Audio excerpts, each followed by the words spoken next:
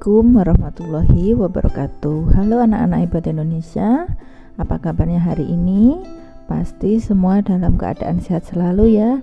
Baik, hari ini kita akan belajar tema 2, subtema 1, pembelajaran 1. Baik, muatan pelajaran kita pada hari ini adalah IPS, Bahasa Indonesia, dan IPA. Nah, berikut ini adalah tujuan pembelajaran kita pada hari ini. Anak-anak bisa membacanya sendiri ya.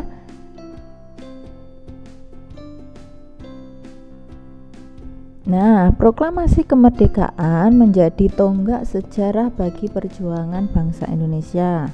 Meskipun terdiri atas suku yang berbeda, rakyat Indonesia bersatu dalam memproklamirkan kemerdekaan negara Indonesia. Nah, baik, ayo kita membaca teks tentang proklamasi kemerdekaan Indonesia. Proklamasi kemerdekaan Indonesia. Proklamasi kemerdekaan yang dilakukan tanggal 17 Agustus 1945 menjadi peristiwa penting bagi bangsa Indonesia. Peristiwa tersebut menjadi tonggak sejarah di mana bangsa Indonesia berhak atas kemerdekaan dan wajib mempertahankannya.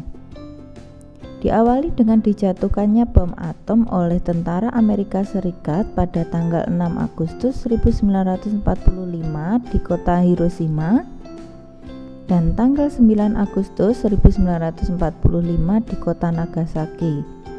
Jepang akhirnya menyerah kepada tentara sekutu. Peristiwa ini dijadikan kesempatan oleh bangsa Indonesia untuk segera membebaskan diri dari penjajahan bangsa Jepang. Teks proklamasi ditulis di Rumah Laksamana Tadashi Maeda di Jalan Imam Bonjol nomor 1. Para penyusun teks proklamasi adalah Insinyur Soekarno, Dr. Andes Muhammad Hatta, dan Mr. Ahmad Subarjo. Konsep teks proklamasi ditulis oleh Insinyur Soekarno. Saat itu hadir pula BM Dia, Sayuti Melek, Soekarni, dan Sudiro. Soekarni mengusulkan agar yang menandatangani teks proklamasi itu adalah Insinyur Soekarno dan Dr. Andes Muhammad Hatta atas nama bangsa Indonesia. Teks proklamasi diketik oleh Sayuti Melek.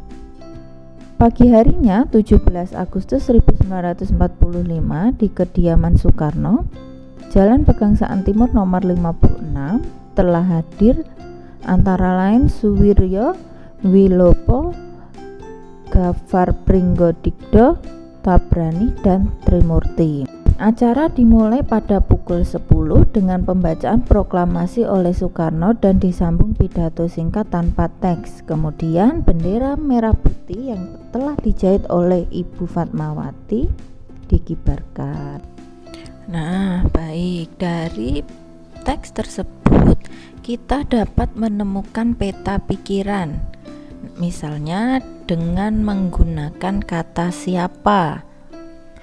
Siapa yang menjahit bendera merah putih? Jawabannya adalah Ibu Fatmawati. Nanti ditulis di sini. Bendera merah putih dijahit oleh Ibu Fatmawati.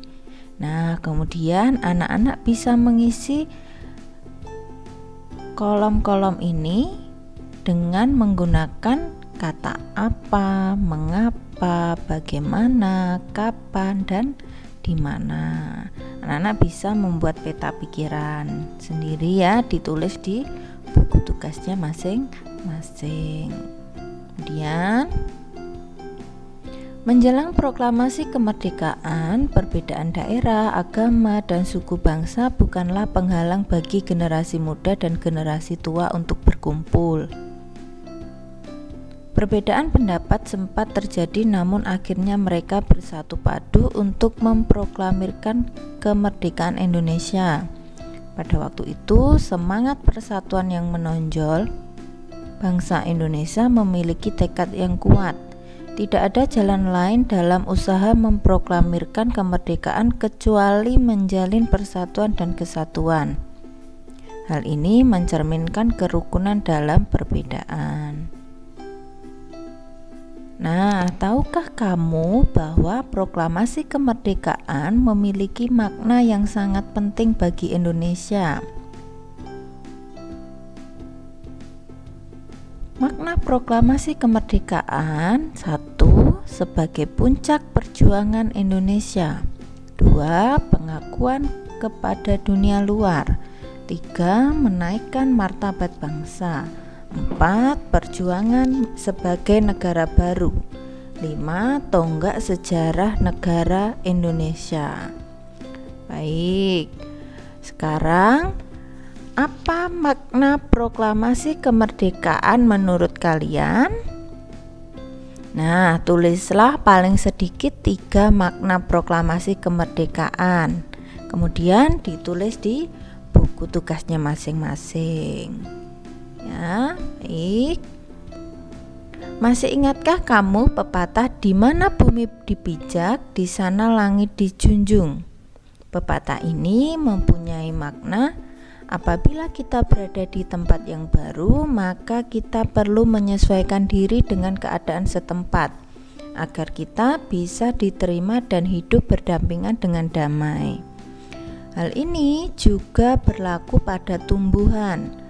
Agar keberlangsungan hidupnya terjamin, maka tumbuhan harus mampu melakukan adaptasi sesuai kondisi lingkungannya.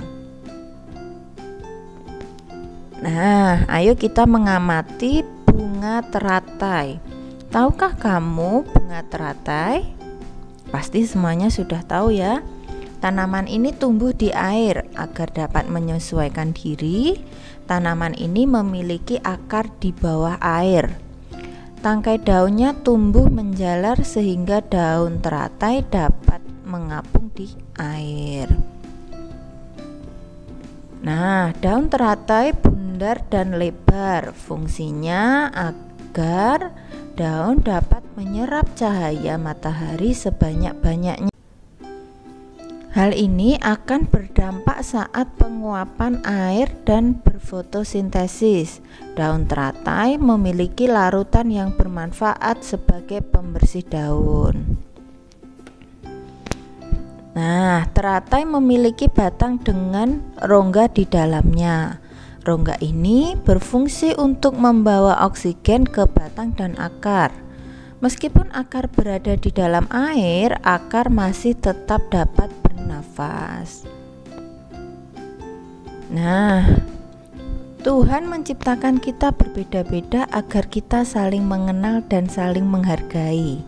Perbedaan merupakan anugerah. Baik anak-anak, demikian pembelajaran kita pada hari ini tentang tema 2, subtema 1, pembelajaran 1. Semoga dapat bermanfaat bagi anak-anak. Demikian yang dapat Ibu Guru sampaikan. Terima kasih. Sampai jumpa di video pembelajaran selanjutnya. Assalamualaikum warahmatullahi wabarakatuh.